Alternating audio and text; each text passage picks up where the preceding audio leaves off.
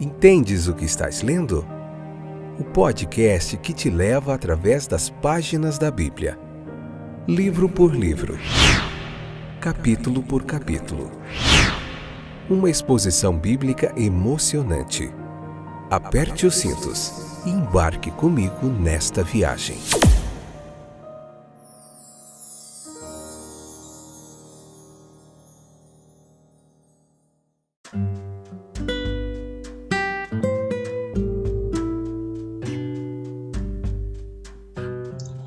Olá, eu sou o Fábio e esse é mais um fantástico, excepcional, fora de série episódio do podcast Entendes o que estás lendo? Tudo bem com vocês? Meus companheiros de viagem através das páginas da Bíblia, eu estou de volta. Tem gente nova chegando aí, 15º país, onde tem ouvintes, na Colômbia, um abraço no seu coração aí hoje, que essa palavra de Deus possa edificar o seu coraçãozinho, trazer paz, renovo, transformação, regeneração, edificação, consolo, enfim, tudo aquilo que a palavra de Deus é capaz de fazer. Vamos ver aonde nós paramos hoje? Nós fizemos o capítulo 19, parte 1, parte 2, parte 3, é isso? E hoje é o capítulo 20, deixa eu só achar aqui, onde que eu escondi isto? Números capítulo 20, parte 1, episódio de número 545. Vamos lá? Esse é nosso estudo sequencial da Bíblia aí, capítulo por capítulo, essa pregação expositiva você encontra no Spotify, na Deezer, na Amazon Music, no Google Podcasts e em milhares de distribuidores de podcasts aí espalhados pela World Web Wide, pela rede mundial de computadores. Então, vamos lá? Prontos? Então leia o capítulo 20, vem pra cá, convida mais gente e vamos aprender mais da palavra de Deus. Entenda comigo que a permanência lá em Cádiz, Barneia, simbolizou uma peregrinação inútil. Uma repetição sem progresso daquele povo ali. Refletindo muitas vidas que após anos de trabalho retornam ao ponto de partida, girando em círculos. O capítulo 33, ele destaca várias paradas, enfatizando que Israel não tinha permissão para sair do deserto. A nossa sabedoria está, meus queridos, em observar não apenas o que está revelado, mas também o oculto, pois frequentemente o que o mundo chama de história é apenas trivialidades. A morte de Miriam, que foi registrado após os regulamentos do capítulo 19, aqui no começo do capítulo 20, levanta várias questões para a gente meditar. A distinção dela como uma profetisa, irmã dos líderes de Israel, não a eximiu da proibição de entrar na terra prometida. Apesar de sobreviver a todas as adversidades, não há garantia de uma vida mais longa. A mão de Deus, por vezes misteriosa, determina caminhos muito diferentes daquele que nós imaginamos por muitas e muitas vezes. A sua morte lá em Cádiz, sem entrar em Canaã, destaca para a gente o aprendizado da inevitabilidade do sofrimento terreno. É inevitável.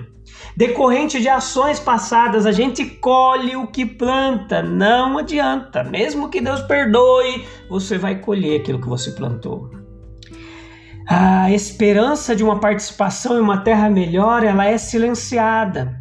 Cristo, ao trazer à luz a vida e a imortalidade, ele redireciona a nossa busca para algo além deste mundo. A reclamação do povo lá em Meribá destaca a impaciência diante de uma necessidade real de água no deserto. A falta de oferta aparente para a necessidade levou a uma expressão precipitada e ímpia, revelando a tendência humana de julgar com base nas circunstâncias visíveis, naquilo que vê. A experiência passada, incluindo milagres como as águas de Mara, a rocha de Refidim, não fortaleceu a fé daquela nova geração. O povo insatisfeito agora eles expressam desejo precipitado e fez reprovações injustas, tanto a Moisés quanto a Arão. E a resposta de Deus no texto destaca a sua compaixão, misericórdia, mesmo diante de tanta murmuração. Ele reconhece a real necessidade do povo e provê água abundantemente, usando uma fonte improvável, a rocha diante deles.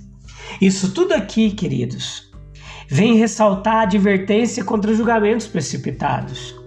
Pois Deus muitas vezes escolhe maneiras inesperadas, sim, maneiras inesperadas para suprir nossas necessidades, de onde menos imaginamos.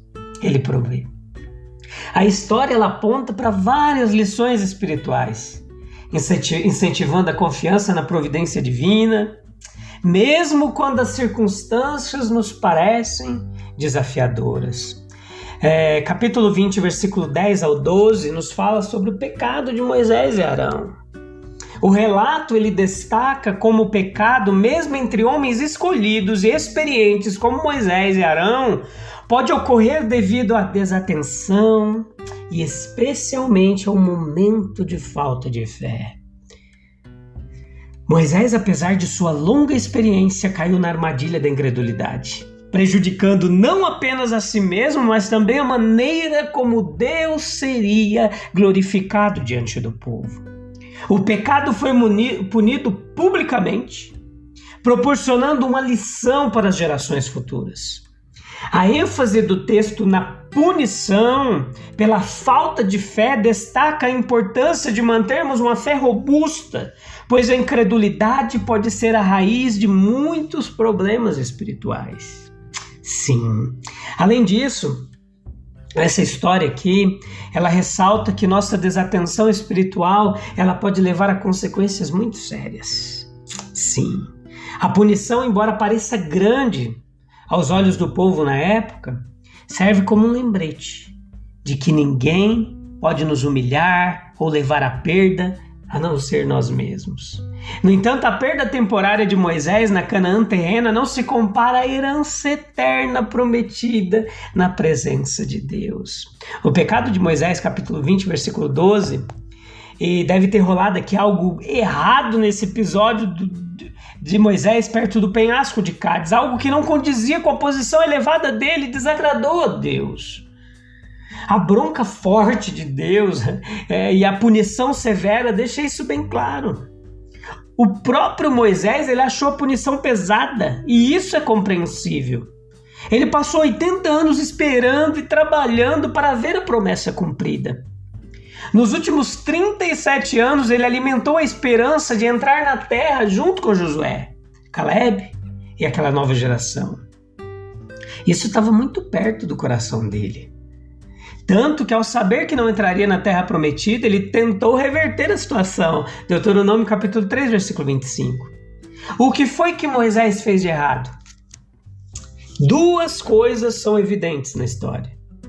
Moisés, instruído a falar com a rocha para que ela desse água, bateu nela com a vara de Deus, e não só uma vez, mas duas.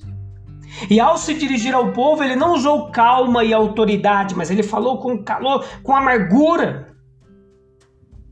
Perguntou sarcasticamente se os rebeldes deveriam tirar água da rocha.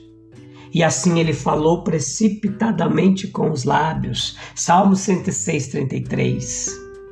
Não é difícil entender por que Moisés perdeu a cabeça dessa vez. Aos 120 anos, a geração que pecou e foi condenada a morrer no deserto quase desapareceu. Moisés ficou chateado ao ver que a nova geração estava agindo da mesma forma rebelde que seus pais. E quando ficaram sem água, eles se revoltaram contra Moisés com murmúrios rebeldes. Pela primeira vez, é relatado que ele perdeu o controle. Antes, em situações semelhantes, sua calma era inabalável. Ele mantinha a paz, ele orava pelos rebeldes, ou no máximo pedia ao Senhor que fosse testemunha e juiz diante da circunstância. Agora, ele começou a repreender amargamente. Por trás disso havia uma falha secreta de fé. Vocês não confiaram em mim, diz Deus. apontando para a falta de fé de Moisés e sua fidelidade e poder para santificá-lo aos olhos dos israelitas. Versículo 12. A antiga mansidão de Moisés era fruto da fé. Ele acreditava plenamente que o Senhor, que estava com ele, cumpriria tudo o que prometeu. Então ele enfrentava as dificuldades com calma e paciência. Agora um toque de incredulidade trouxe pressa e amargura ao seu coração. As lições que nós aprendemos aqui é que as falhas dos homens considerados bons podem ser graves aos olhos de Deus, desagradando mais ainda do que nós podemos imaginar. Não é verdade que o pecado dos cristãos não são pecados. Pelo contrário, o Senhor fica mais incomodado com o pecado quando está entre aqueles que são considerados fiéis e servos dedicados. O caso de Moisés não é único. Pecados que Deus ignora em outras pessoas podem receber desaprovação especial quando cometidos por alguém eminente em posição de santidade e serviço na casa de Deus. É compreensível que muitos ignorem as falhas de homens bons que foram notavelmente úteis. Mas se esses mesmos homens foram indulgentes consigo mesmos, podem ser despertados para o erro. Os pecados aos quais somos menos propensos podem nos causar uma dor intensa. Todo mundo tem seus pontos fracos, meus queridos. Existem pecados aos quais a nossa natureza ou circunstâncias nos expõem mais.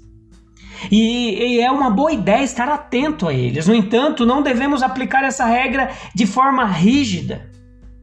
A história nos conta, lá por volta do ano 870, quando Dumbarton Rock, a cidade foi conquistada por um exército viking. Não foi atacando as fortificações do lado fraco, mas escalando até um ponto onde a defesa pareceria desnecessária. Jó foi paciente, mas pecou por impaciência. Pedro foi corajoso, mas caiu na covardia. Moisés era manso, mas caiu em amargura. Devemos cuidar não apenas de nossos pontos fracos, mas também daqueles em que nos consideramos fortes. O pecado de Moisés nessa passagem, em Números capítulo 20, versículo 12, ele é destacado como uma desobediência grave. Várias maneiras revelam a extrema gravidade do pecado, considerando o caráter de Deus, os preceitos de sua lei e a obra de Jesus Cristo. Além disso, o castigo divino aplicado a Moisés enfatiza a seriedade do ocorrido. Sim, reflita comigo em duas perguntas retóricas, depois a gente vai fazer uma oração para encerrar esse episódio. Como que a morte de Miriam em Cádiz, sem entrar na Terra Prometida, destaca essa inevitabilidade do sofrimento terreno decorrente de ações passadas? Diante do pecado de Moisés e não falar com a rocha, mas sim golpeá-la, como isso ilustra a importância da obediência mesmo para aqueles que estão em posição elevada? Reflita nisso. Vamos orar para a gente encerrar? Deus compassivo, nós reconhecemos, assim como Moisés, que nossas ações passadas muitas vezes moldam nosso caminho futuro. Nós pedimos por sua misericórdia, diante das inevitabilidades do sofrimento terreno. Que assim como Miriam, nós possamos confiar em sua soberania, mesmo quando nossos anseios não se concretizam da maneira que esperamos. Ó Senhor, em nossa jornada, ajuda-nos a aprender com as lições espirituais apresentadas nas Escrituras. Especialmente no episódio em que Moisés, em um momento de desatenção, falta de fé, comprometeu a manifestação da Tua glória. Capacita-nos a confiar em Tua provisão, mesmo quando as circunstâncias nos parecem desafiadoras diante de nós. Que a experiência de Moisés nos sirva como um lembrete de que em nossa caminhada espiritual, a obediência e a confiança em Tua vontade, Senhor, elas são fundamentais na nossa jornada. Em nome de Jesus nós oramos. Amém, meus queridos? A gente volta no próximo episódio, se Deus quiser, para continuar aprendendo mais o texto bíblico. Eu te encontro lá. Em nome de Jesus. Até lá, Deus abençoe. Tchau, tchau.